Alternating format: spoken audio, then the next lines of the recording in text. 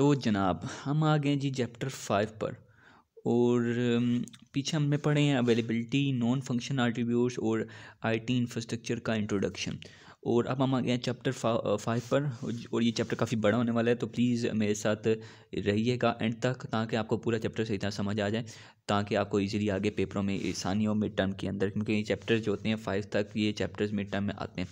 खैर, तो सबसे पहले चलते हैं हम इंट्रोडक्शन पर। Performance is a typical hygiene factor.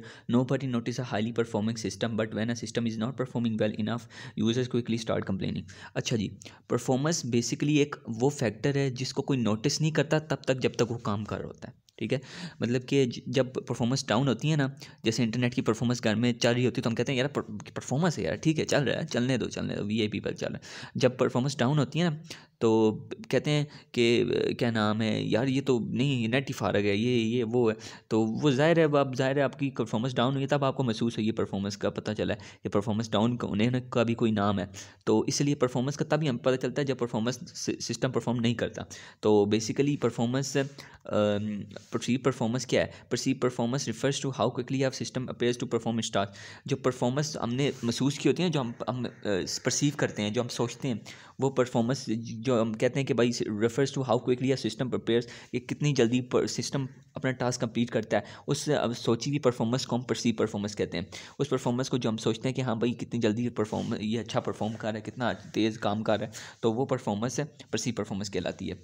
तो in general, people tend to overestimate their own patience. People tend to value predictability and performance. Basically लोग यही कहते हैं ना कि लोग अपनी परफॉर्मेंस को ही ओवर एस्टिमेट करते हैं कि हाँ हम ज़्यादा सब्र नहीं करते, परफॉर्मेंस ही सॉरी, लोग अपनी पेशेंस को ही कहते हैं कि भाई हम इतना सब्र नहीं कर सकते। तो अगर लोग सब्र कर लें तो वो भी परफॉर्मेंस होती है। ठीक है, परफॉर्मेंस बेशक लो हाई हो, परफॉर्मेंस होती है। तो वो पेशेंट पे डिपेंड करता है कि बंदा कितना सब्र वाला है। तो people tend to value predictability in performance when the performance of system is fluctuating user number a bad experience. तो जब परफॉर्मेंस डाउन होती है ना सिस्टम की, तो यूज़र का जो एक्सपीरियंस होता है बैड हो जाता है। कहता है यार ये क्या, क्यों नहीं चल रहा है, कंप्यूटर क्यों स्लो है, वेबसाइट क्यों चल नहीं रही, स्लो डाउन टाइम क्यों है, वहाँ से चले जाते हैं वो। तो ये इसी वजह से परफॉर्मेंस को की अवेलेबिलिटी बहुत ज़रूरी है, परफॉर्मेंस को मुहैया करना भी बहुत ज़रूरी है। तो आप देखते हैं इन्फॉर्म द यूज़र। अच्छा, ये जो हमने विंडोज़ 7 यूज़ की भी हो, जिसने उसको पता हो गया प्रोग्रेस बार क्या होता है जो लेफ्ट साइड पे, और ये वर्ड जो राइट साइड पे स्प्लैश स्क्रीन क्या होती है। तो बेसिकली ये लेफ्ट साइड पे प्रोग्रेस बार बताता है कि कितनी देर में आपका जो कॉपी है या मूव करने डेटा वो कितनी जल्दी टाइम में हो जाएगा। और दूसरा ये आपकी स्प्लैश स्क्रीन भी लोडिंग स्क्रीन होती है बेसिकली, तो ये आपको बताती है कितनी जल्दी आपका वर्ड जो है वो माइक्रोसॉफ्ट वर्ड ऑफिस लोड हो जाएगा। अब आ जाते हैं परफॉर्मेंस ड्यूरिंग इंफ्रास्ट्रक्चर डिज़ाइन, कि परफॉर्मेंस इंफ्रास्ट्रक्चर के डिज़ाइन के अंदर दरमियान में क्या मिली रही होती है। अब आते हैं a solution must be designed, implemented and supported to meet the performance requirement even under increasing load. Calculating performance of system in the design phase is extremely difficult, very reliable. अच्छा, एक solution डिज़ाइन किया जाए और implement किया जाए to meet the performance requirement, performance की requirement को meet करने के लिए, even under the increasing load, अतः कि उस पर लोड भी बहुत ज़्यादा डाला जा रहा।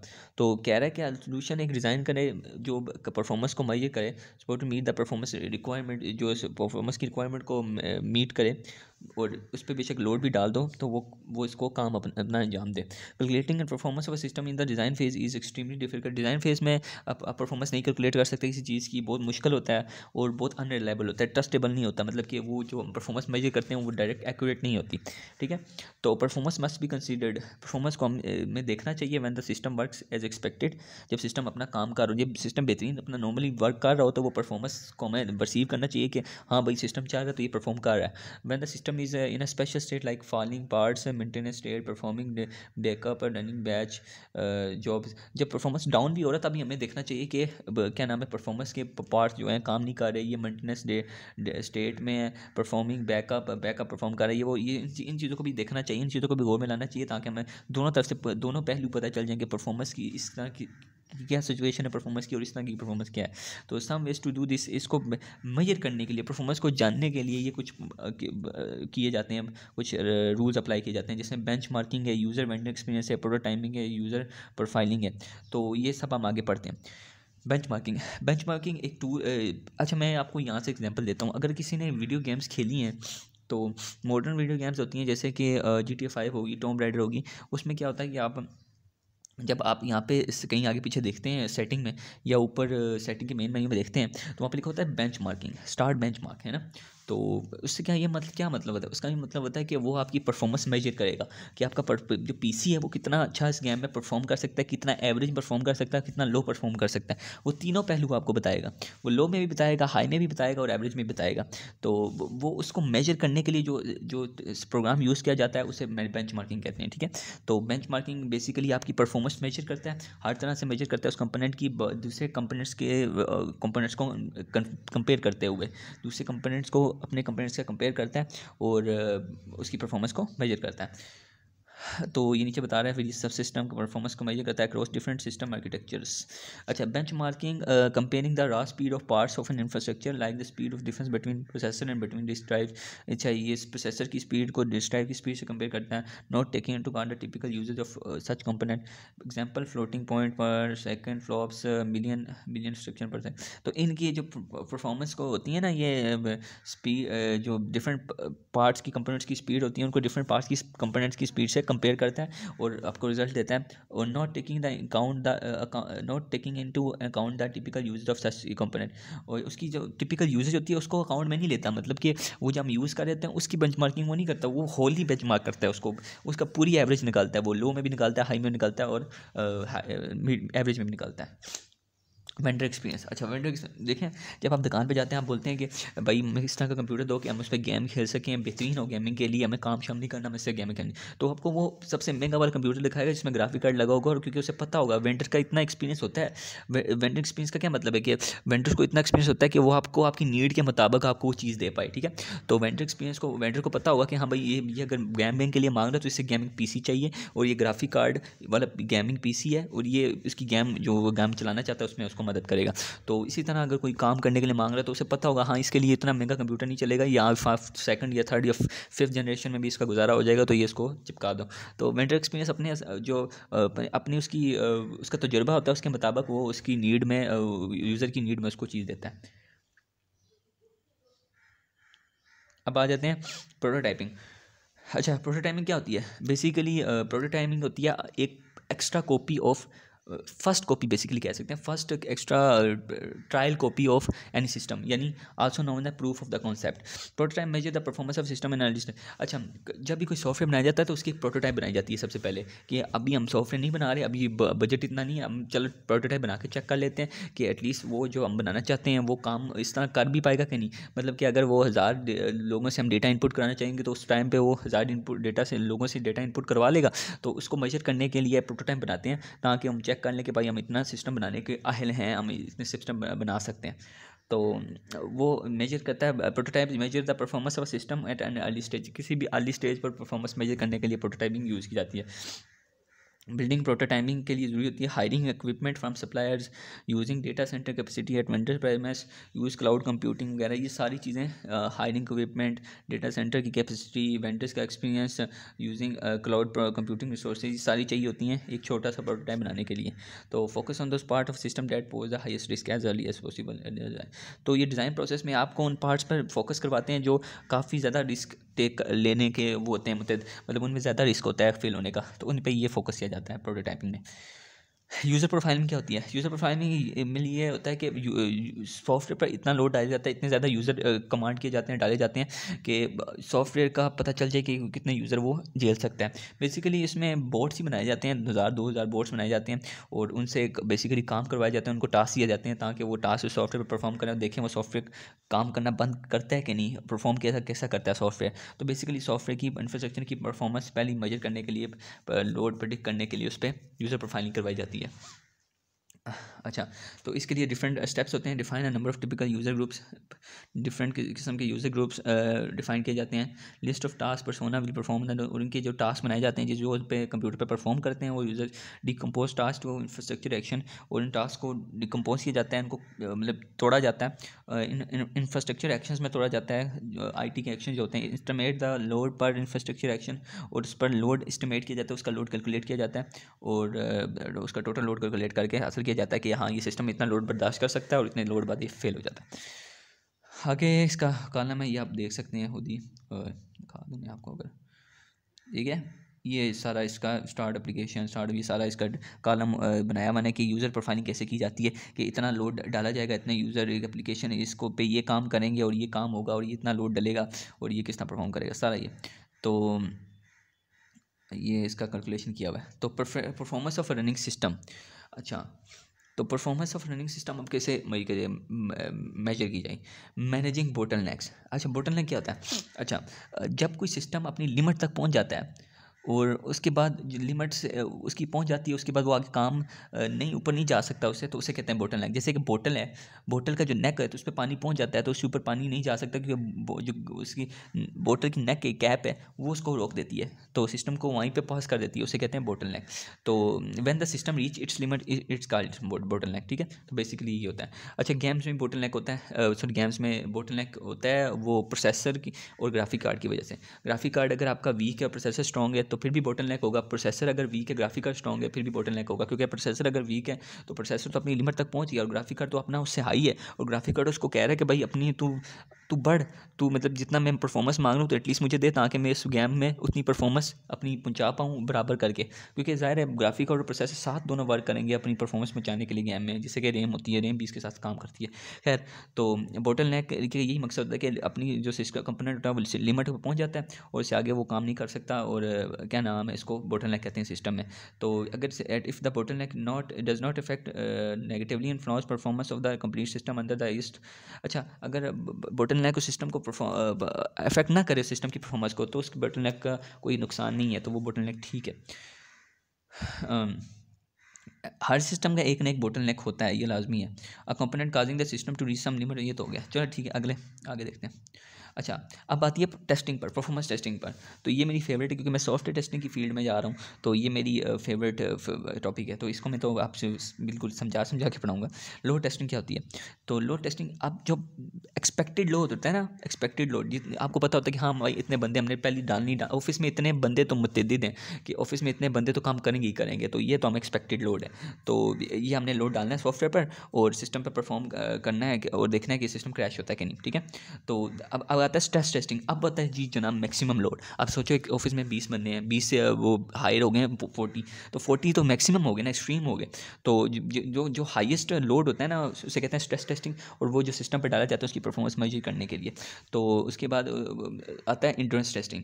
अच्छा, ये एक्सपेक्टेड हाईएस्ट लोड होता है, जो how a system behave when it used as expected load पर कितना देर तक सिस्टम काम कर सकता है। मतलब कि समझो 20 बंदे हैं, 20 ही एवरेज में आ जाते हैं ना, एक्सपेक्टेड हैं, तो 20 तो एक्सपेक्टेड हैं, तो उसमें हम काम कर रहे हैं सिस्टम, तो उसमें बंदे जो काम कर रहे हैं वो कितनी दिनों तक, कितने महीनों, कितने सालों तक वो सिस्टम उन के बंदों को काम करा सकता है, और बंदे उस पर काम कर सकते हैं उस सिस्टम पर। तो वो जितना भी एंड्रेस की परफॉर्मेंस होती है ना काफ़ी टाइम के लिए, उसे कहते हैं एंड्रेस टेस्टिंग।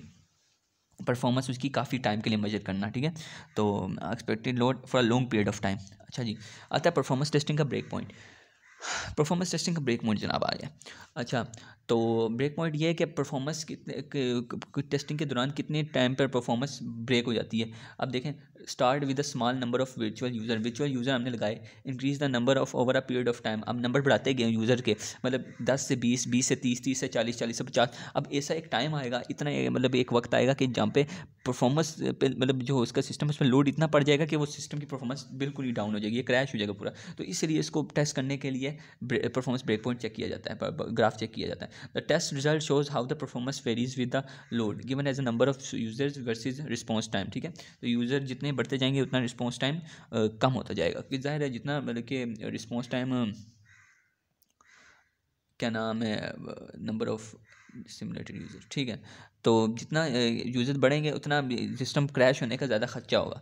तो इसलिए ये चेक किया जाता है कि जितना मतलब कि हम लोड बढ़ाएंगे सिस्टम पर कितनी जल्दी वो क्रैश करेगा।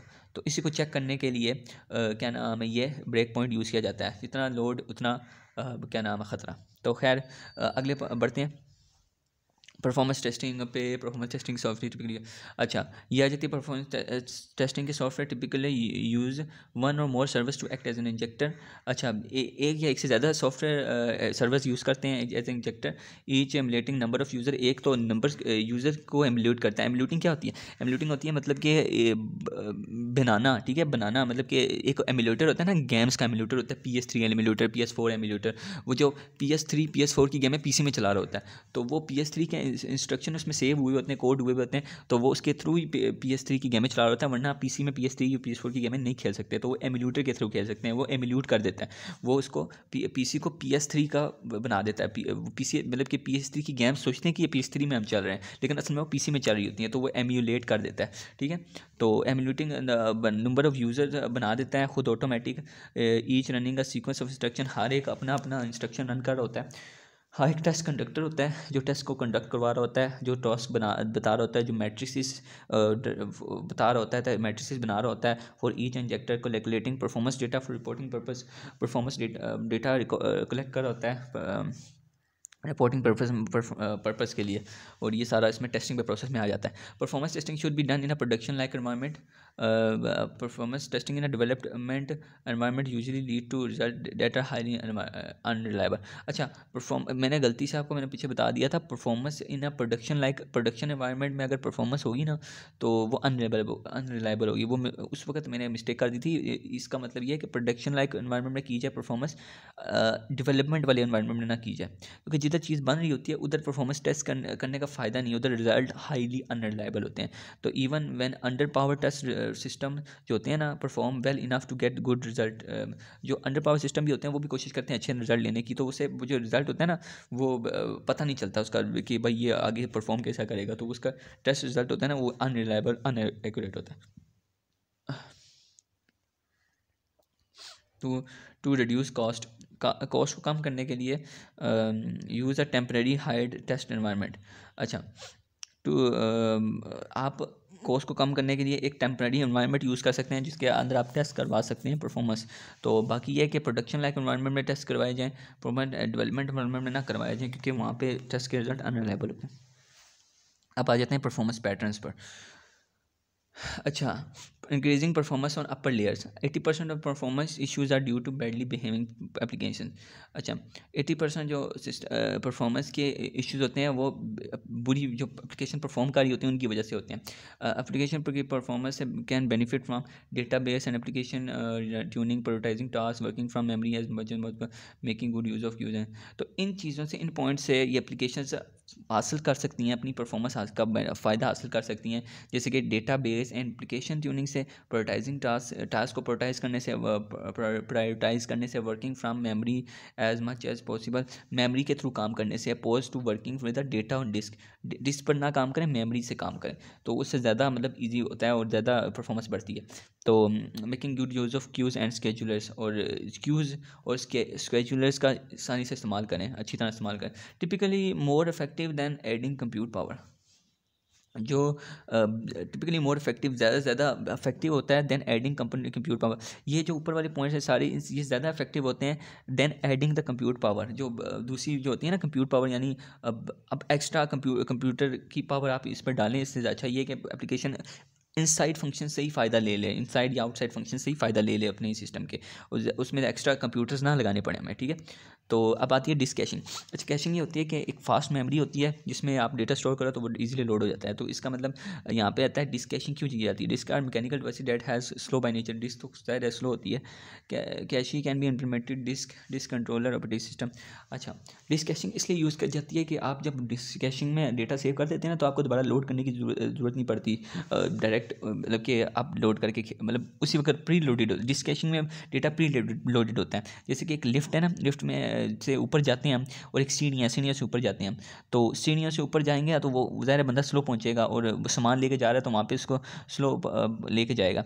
अब आ जाता है डिस्क से, लिफ्ट से जाके वो सामान वो बंदा पहले ही रख देता है और उसको वापस बार बार जाना नहीं पड़ता, ठीक है। तो वो उसने जाके वो सामान रख दिया ना, जब वो बंदा सीढ़ियों से जा रहा है एक बंदा सामान रखने बार बार, तो वो उससे ये फ़ायदा होगा कि वो एटलीस्ट उसके पास जो सामान उसने लिफ्ट से सारा सामान जाए लिफ्ट में डाल के ले जाएगा, लिफ्ट सीढ़ियों से आप एक ही हाथ में लेके जाएगा, तो वो ज़्यादा फ़ायदा उससे लिफ्ट में होगा, क्योंकि लिफ्ट में वो सारा सामान रखा है, अब वो सामान तो पहले ही रखा हुआ है, अब बंदे जिसने सामान चाहिए था उसको तो वहाँ पे पड़ा हुआ है, उसका सारा सबका सामान पड़ा हुआ है वहाँ पे, तो वो सामान सारा इजीली उनको मिल जाएगा, जबकि वो जो बंदा चल के आ रहा है सीढ़ियों से वो लेट करेगा उनको, ठीक है। तो डिस्क कैशिंग का ये फ़ायदा है कि वो फास्ट होती है और डेटा प्री लोड हो जाता है, उसमें पहले ही पड़ जाता है जाके और वो सेव हो जाता है वहाँ पे, ताकि वो ईजिली बाद में एक्सेस किया जा सके। वेब प्रॉक्सीज क्या होती है? वेब प्रॉक्सीज भी ये डिस्क प्रॉक्सीज वेब की कैशी प्रॉक्सीज हो सकती हैं कि वेब में डेटा पहले ही प्रीलोड हो जाता है और जब हम डेटा को ब्राउज़ करते हैं तो वो पहले ही सेव होता है प्रॉक्सी सर्वर में, तो उसको लोड करने की ज़रूरत नहीं पड़ती है, वो डायरेक्ट लोड हो जाता है और उससे नेट की स्पीड भी पे इफेक्ट नहीं पड़ता और नेट की स्पीड भी अच्छी रहती है और बैंडविड्थ भी लोगों को ज़्यादा मिलती है, इससे ये फ़ायदा होता है। अच्छा, उसके बाद आता है ऑपरेशनल डेटा स्टोर। अच्छा, अन ऑपरेशनल डेटा स्टोर यानी ODS is the read only replica of part of database for specific. अच्छा, इसमें ये डेटाबेस का रीड ओनली रेप्लिका है जिसमें इन्फॉर्मेशन स्टोर हो जाती है और इन्फॉर्मेशन रिकवर की जा सकती है, और ये फ़ायदा होता है कि इसमें डेटाबेस में इतना आसान उसकी परफॉर्मेंस डाउनग्रेड नहीं होती डेटाबेस की, जब ऑपरेशनल डेटा स्टोर में डेटा सेव किया वो इंस्ट्रक्शन सेव किए वो तो वहाँ से रिकवर कर लिए जाते हैं, एप्लीकेशन ऑपरेशनल डेटा स्टोर से ही रिकवर कर लिए जाते हैं इन्फॉर्मेशन, और डेटाबेस की परफॉर्मेंस पे इफेक्ट नहीं पड़ता। फ्रंट एंड सर्वर क्या होते हैं? फ्रंट एंड सर्वर मैंने आपको पीछे भी बताया था, फ्रंट एंड सर्वर वो होते हैं जो सर्व डेटा टू एंड यूज़र, जो डेटा को ट्रैक करवाते हैं यूज़र से। तो टिपिकली वेब सर्वर्स कह सकते हैं to increase performance store static data on the front server. Performance को इंक्रीज़ करने के लिए स्टैटिक डेटा को फ्रंट सर्वर में रखा जाता है, जैसे pictures are good candidate, pictures होगी significantly lower the amount of traffic to back end system, तो ये ट्रैफिक को भी सिग्निफिकेटली लो कर देता है। तो in addition to reverse proxy can be use automatically caching master. Basically ये सारा ये है कि फ्रंट एंड सर्वर स्कीम में होता है कि आप डेटा स्टैटिक डेटा सेव कर लेते हैं और बाद में उसको एक्सेस कर लेते हैं, तो आपके सामने डायरेक्टली एक्सेस हो जाता है और आपको लोड करने की ज़रूरत नहीं पड़ती, ठीक है। अच्छा, इन मेमोरी डेटाबेसेस, इसका मतलब ये है कि आपका डेटाबेस जो नॉर्मली डेटाबेस में सेव होता है वो डायरेक्ट इन मेमोरी में सेव हो जाता है, मेमोरी में सेव हो जाता है, ठीक है, वो मेमोरी से एक्सेस होता है। तो मेमोरी से एक्सेस होने का मतलब ये है कि database can be run from memory instead of from disk. तो डेटाबेस को डिस्क से रन नहीं किया जाता, मेमोरी से रन किया जाता है, रैम से रन किया जाता है। In memory databases are used in situation when pre performance is crucial. तो क्या नाम है, मेमोरी में जो databases are used in situations where performance, memory से जो डेटाबेस यूज़ किए जाते हैं, मतलब कि इंस्ट्रक्शन जो भी सारे डेटा यूज़ किया जाता है डेटाबेसेस के लिए, तो वो परफॉर्मेंस को तब यूज़ किया जाता है तब परफॉर्मेंस ज़रूरी हो, परफॉर्मेंस यहाँ पर उस टाइम पे क्रूशल हो। तो नॉर्मली ये उस टाइम पे यूज़ किया जाता है जब पावर फेलियर करो ना, तब ये यूज़ किया जाता है इन मेमोरी डेटाबेसेस को। तो तब तो ये इसका मतलब ये है in memory databases are use in situation में यूज़ किया जाता है जहाँ पे परफॉर्मेंस बहुत ज़रूरी हो और परफॉर्मेंस लाजमी चाहिए हो। तो ये इनकी टाइम की इसकी वो एग्जांपल है, real time SCADA, high performance online transaction processing वगैरह। स्केलेबिलिटीज़ क्या बना दे कि आप अपने सिस्टम को कितना मॉडिफाई कर सकते हैं, कितना अपग्रेड कर सकते हैं, कितना बढ़ा सकते हैं, तो ये सारा स्केलेबिलिटी में आ जाता है। इसकी 2 टाइप्स होती हैं, वर्टिकल स्केलेबिलिटी और हॉरिजॉन्टल स्केलेबिलिटी। वर्टिकल स्केलेबिलिटी यानी adding resources to a single component में भी रिसोर्सेज डालना, और हॉरिजॉन्टल स्केलेबिलिटी यानी adding more components to the infrastructure, ज़्यादा से ज़्यादा कंपोनेंट एक इंफ्रास्ट्रक्चर में लगाना। अच्छा, इंफ्रास्ट्रक्चर वर्टिकल स्केलिंग ईजी होती है और ये ज़्यादा मतलब कि मोर मेमोरी सर्वर में, जैसे कि adding more reasonable, for example जैसे कि सर्वर है ना, उसमें आप मोर मेमोरी लगा दो, सीपीयूज लगा दो, नेटवर्क स्विच है उसमें मोर पार्ट्स लगा दो, स्टोरेज है उसमें replace small disk by large disk, छोटी डिस्क को बड़ी डिस्क से रिप्लेस कर दो। तो इसी तरह vertical scaling is easy to do, vertical scaling आसान होती है, it quickly reaches a limit, लेकिन मसला ये है बहुत जल्दी लिमिट क्रॉस कर जाती है, ठीक है। तो ये इसका ये मसला, बाकी वर्टिकल स्केलिंग ये होती है सारी, कि ये ईजी होती है करना। हॉरिजॉन्टल स्केलिंग थोड़ी मुश्किल होती होगी, लेकिन adding more component and infrastructure, for example adding servers to a web server farm. अच्छा, इसमें होता है कि आप एक सर्वर फार्म होता है ना, वेब सर्वर फार्म, उसमें सर्वर ऐड किए जाते हैं। Adding disk cabinet to a storage system, disk cabinet storage, एक स्टोरेज सिस्टम है ना, उसमें डिस्क कैबिनेट्स लगाए जाते हैं, ठीक है, स्टोरेज सिस्टम जहाँ पे स्टोर किया जाती हैं चीज़ें। तो in theory horizontal scaling scales much better, तो इनकी स्केलिंग हॉरिजॉन्टल स्केलिंग की हॉरिजॉन्टल की स्केल करना स्केलेबिलिटी अच्छी है, क्योंकि इससे में बढ़ाने ज़्यादा चीज़ें बढ़ाई जा सकती हैं। बी अवेयर ऑफ बोटल, लेकिन इसमें बोटल नेकिंग होती है, ठीक है। Double the number of component does not necessarily double the performance, ये मतलब नहीं होता कि जितने कंपोनेंट लगा दिए उतनी ज़्यादा परफॉर्मेंस मिल जाएगी। जैसे कि रैम आप सोचते हैं हम 10 GB 16 GB 60 GB और प्रोसेसर कोर 2 डुओ, तो इसमें फ़ायदा नहीं होता। वो मतलब कि परफॉर्मेंस उसी के साथ बढ़ती है अगर आपकी उसके साथ सेम कंपोनेंट लग रहे हैं और आप उसकी कंपोनेंट के अकॉर्डिंग, उसकी कंपोनेंट की रिक्वायरमेंट के अकॉर्डिंग आप उसके साथ कंपोनेंट लगा रहे हैं, तो उसके साथ परफॉर्मेंस बढ़ती है। तो horizontal scaling is basic for cloud computing के लिए तो हॉरिजॉन्टल स्केलिंग बहुत ज़रूरी है। Application must be aware of scaling infrastructure component, तो application must be aware of scaling infrastructure component, applications को पता हो कि भाई क्या नाम है स्केलिंग इंफ्रास्ट्रक्चर की कंपोनेंट्स की स्केलिंग हो रही है, ठीक है। तो उनको एप्लीकेशंस के अंदर इतनी वो हुई हुई हो कि मतलब कि उनके अंदर अपडेट्स हुई हुई हो कि उनको वो एक्सेस कर सकें, मतलब उनकी फीचर्स जो है ना वो एक्सेस कर सकें, स्केलिंग इंफ्रास्ट्रक्चर के कंपोनेंट्स के फीचर एक्सेस कर सकें। जैसे कि एक पुरानी एप्लीकेशन है विंडोज़ एक्सपी, वो अब विंडोज़ एक्सपी में अब आप लगा दें ग्राफिक कार्ड NVIDIA GTX 10 में से लगा दें 1080 या 1650 लगा दें, तो वो उसमें तो वो नहीं चलेगा। विंडोज़ एक्सपी में उसके फीचर का फ़ायदा तो नहीं उठा सकेगी विंडोज़ एक्सपी ना, तो क्योंकि ज़ाहिर है वो विंडोज़ एक्सपी में इतने मॉडर्न गेम्स का कोई नहीं ताल्लुक, डायरेक्ट 9 तक जाती है विंडोज़ एक्सपी, तो डायरेक्ट 10 तक वो मेरे हाथ से नहीं जाती, डायरेक्ट 10 तक, या मैं अब याद नहीं है, लेकिन डायरेक्ट 9 तक ये गेम में चलाती है। तो उसमें डायरेक्ट 12 वाला ग्राफिक कार्ड लगा दो तो वो तो उसके फीचर्स का फ़ायदा नहीं उठा पाएगा विंडो एक्सपी। तो इसलिए ये कह रहा है एप्लीकेशन को पता हो कि वो जो फीचर्स लग रहे हैं उनका वो फ़ायदा उठा सकें, ठीक है। तो ये लोड बैलेंसिंग क्या होती है? लोड बैलेंसिंग बेसिकली जो भी सर्वर पर लोड पड़ते हैं, जो भी डिफरेंट सर्वर्स पर लोड पा रहे होते हैं एक सर्वर फार्म पे, वेब सर्वर फार्म में जब डिफरेंट सर्वर्स पर लोड पा रहे होते हैं, जब आप वेबसाइटें विजिट कर रहे होते हैं हर सर्वर से, तो वो लोड को बैलेंस करने का काम लोड बैलेंसर करता है, ठीक है। तो बेसिकली इसका ये मतलब है कि लोड बैलेंसिंग करना वेब सर्वर फार्म में, मेल सर्वर फार्म में, FTP फार्म में। और load balancing spreads the load over the available system. अच्छा, लोड बैलेंसर्स क्या करते हैं कि हर सर्वर पर लोड स्प्रेड कर देते हैं इक्वली।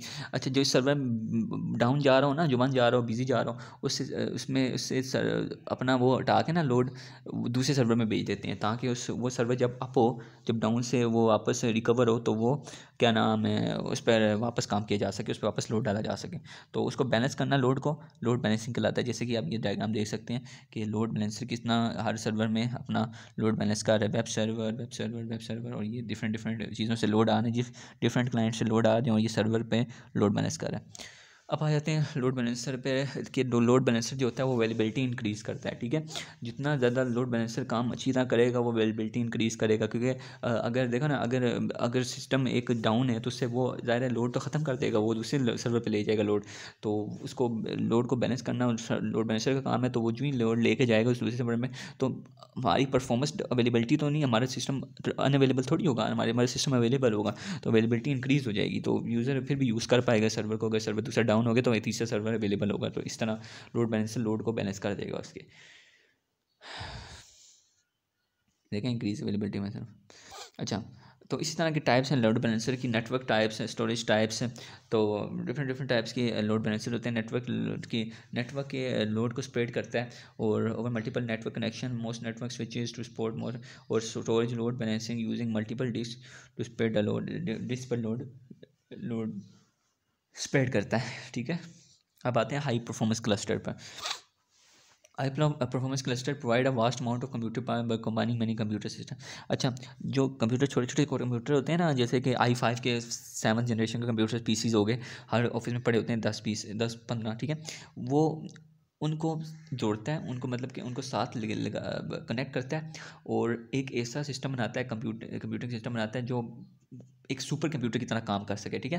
अरे a large number of cheap off the shelf service can create one large supercomputer, तो उसके थ्रू वो computing power, high computing power generate करता है और से कैलकुलेशन में मदद मिलती है। Use for calculation intensive system, weather forecasting के लिए, जियोलॉजिकल रिसर्च के लिए, न्यूक्लियर रिसर्च के लिए, फार्मास्यूटिकल रिसर्च के लिए, ये सारा हाई परफॉर्मेंस क्लस्टर काम करते हैं। Grid computing. अब आगे जी हम computer grid is a high performance cluster, ये भी एक परफॉर्मेंस क्लस्टर की टाइप है। That consist of system that are spread geographically. ये डिफरेंट डिफरेंट लोकेशंस पर स्प्रेड होते हैं, ये एक लोकेशन में नहीं होते। वो हाई परफॉर्मेंस क्लस्टर में तो सारे एक लोकेशन पर स्प्रेड हुए होते हैं एज ए सुपर कंप्यूटर, लेकिन डिफरेंट डिफरेंट डिफरेंट जगहों पर स्प्रेड हुए होते हैं। The limited bandwidth is the bottleneck, इसकी बैंडविड्थ लिमिटेड होती है, ये बोटलनेक क्रिएट करती है। तो इसमें एग्जांपल आ जाता है सेटी होम, अच्छा जी, सन LHC कंप्यूटिंग ग्रेड, ये वो ब्रोकर फर्म आ गए, exit from commercial exploitation of grids. अच्छा, सिक्योरिटी इज़ अ कंसर्न मैंने computer is the grid are not under control. अच्छा, सिक्योरिटी का मसला होता है one grid are not under control, जब ये ग्रेड थोड़े अनकंट्रोल होते हैं, जैसे कि हर जगह मतलब कि डिफरेंट डिफरेंट कंप्यूटर पीछे होते हैं, तो कोई सिस्टम हैक्ट हो सकता है तो दूसरे सिस्टम को भी इफेक्ट कर सकता है, तो इसी तरह ही सिक्योरिटी का मसला बन सकता है, डेटा ब्रीच हो सकता है, तो इसलिए ये मसला कर सकता है, इसका थोड़ा इशू होता है। बाकी ये हाई परफॉर्मेंस क्लस्टर की अलग उसकी वैल्यू है। उसके बाद आ जाते हैं performance critical application should be design as such. अब आ जाते हैं design for use. Performance critical application should be design ऐसे। अच्छा, परफॉर्मेंस जिनकी एप्लीकेशन से हमें परफॉर्मेंस चाहिए हो ना, एप्लीकेशन से क्रिटिकल एप्लीकेशन हो, उनके उनकी उसी तौर पर डिज़ाइन किया जाए, ठीक है। As such tips know what the system will be use, के सिस्टम किस लिए यूज़ किया जाएगा, और a large data warehouse needs are different infrastructure design and online transaction processing system as a web application. जिस पता नहीं, देखो, एक large data house different data use करेगा, डिफरेंट इंफ्रास्ट्रक्चर डिज़ाइन इसका चाहिए होगा, जबकि ऑनलाइन ट्रांजेक्शन प्रोसेसिंग सिस्टम के लिए डिफरेंट वेब एप्लीकेशन रिक्वायर होगी। तो इसी तरह हर सिस्टम की अपनी अपनी चॉइस होगी, हर सिस्टम के लिए अपना अपना डिज़ाइन किया जाए, स्पेसिफिक एप्लीकेशन डिज़ाइन किया जाए। तो परफॉर्मेंस क्रिटिकल एप्लीकेशंस को उनके लिए डिज़ाइन किया जाए। Design for in some cases some products must be use for certain system. तो ये सारा इसी का बता रहा है कि रियल टाइम ऑपरेटिंग सिस्टम के लिए भी in memory database specially design file systems के लिए स्पेशल प्रोडक्ट यूज़ किए जाएँ for this certain system, in system के लिए। तो ये सारा इसी पे आता है कि परफॉर्मेंस के लिए स्पेसिफिक एप्लीकेशन डिज़ाइन की जाए, स्पेसिफिक इंफ्रास्ट्रक्चर डिज़ाइन किया जाए। Capacity management, capacity management guarantees high performance of a system in the long term. अच्छा, कैपेसिटी मैनेजमेंट परफॉर्मेंस सिस्टम की परफॉर्मेंस के लिए हाई मतलब बढ़ने की गारंटी, हाई परफॉर्मेंस की बढ़ने की गारंटी दे देती है फॉर लॉन्ग टर्म, ठीक है। ये मैनेज करती है इसकी कैपेसिटी को। To ensure performance stays with an acceptable limits performance must be monitored. तो ये परफॉर्मेंस को बेसिकली उसकी जांचने के लिए उसको मॉनिटर करती रहती है, ताकि उसकी परफॉर्मेंस बराबर ले, उसकी लिमिट तक रहे performance. Trend analysis can be use to predict performance degradation. Trend analysis जैसे कि मतलब कि कोई भी ट्रेंड को एनालाइज करके उसको देखा जाता है कि हाँ इसके मुताबिक ये, जैसे कि मैं बता देता हूँ, एक नई गेम आती है, ठीक है, 2022 में एक नई गेम आई, लेकिन आपके पास ग्राफिक कार्ड GTX 960 है, तो वो आप उस पर चलाएंगे तो वो ज़ाहिर है नई ट्रेंडी गेम है, तो वो तो ज़ाहिर है लैग करेगी, तो नई गेम है तो वो उस सिस्टम के लिए इतनी उस ग्राफिक कार्ड के लिए इतनी सूटेबल नहीं है, इतनी अपग्रेड मैनेज नहीं की गई, इतनी मेंटेन नहीं की गई जितनी GTX 1650 या GTX RTX 3080 के लिए की गई होगी, इससे ग्राफिक कार्ड्स के लिए मेंटेन की होगी। तो इसलिए ट्रेंड को एनालाइज करते हुए उन सिस्टम को उनकी परफॉर्मेंस की डिग्रेडेशन चेक की जाए, कैन यूज टू प्रिडिक्ट उसकी परफॉर्मेंस की डिग्रेडेशन चेक की जाएगा कि हाँ इन चीज़ों पर ये परफॉर्मेंस डिग्रेड हो जाएगी, इन सिस्टम एप्लीकेशन को चलाने से सिस्टम की परफॉर्मेंस डिग्रेड होगी, तो इन चीज़ों पर देखा जाए। अच्छा जी, anticipate on businesses changes like for coming marketing campaigns. अच्छा, बिजनेस के चेंजेस को भी एंटिसिपेट किया जाए like forthcoming marketing campaigns, जैसे कि डिफरेंट डिफरेंट की मार्केटिंग कैंपेन्स हो सकती हैं, एड्स हो सकते हैं, उन सब को देखा जाए कि किस तरह की मार्केटिंग स्ट्रेटजीज़ यूज़ हो रही हैं, किस तरह की बिजनेस चेंजेस हो रहे हैं, अकर हो रहे हैं, ताकि हम आगे इसको एनालाइज कर सकें और इसकी परफॉर्मेंस को मेजर कर सकें कि इसको मैनेज किया जा सकता है कि नहीं। तो बेसिकली ये आज का चैप्टर था परफॉर्मेंस चैप्टर 4, और तकरीबन काफ़ी बड़ा चैप्टर था। और क्या नाम है, मुझे उम्मीद है आपको थोड़ी बहुत समझ आएगी, अगर नहीं समझ आई तो नीचे कमेंट में बता दें, मैं वहाँ पे समझा दूंगा। मैंने थोड़ा रश किया काफ़ी जल्दी, क्योंकि ये परफॉर्मेंस चैप्टर बहुत ही बड़ा है, और ये मैंने चूँकि ब्रीफ में करना था, और मैंने ब्रीफ में काफ़ी कोशिश किया ब्रीफ में करने की, क्योंकि इसको मैं डिटेल में पढ़ने लगता तो मुझे बहुत टाइम ज़्यादा लग सकता था, इसलिए मैंने इसको ब्रीफ में जाने पर ज़्यादा मुनासिब समझा। तो चलें फिर आपको मैं करता हूँ अल्लाह हाफिज़, और अगली वीडियो में मिलते हैं इंशाल्लाह।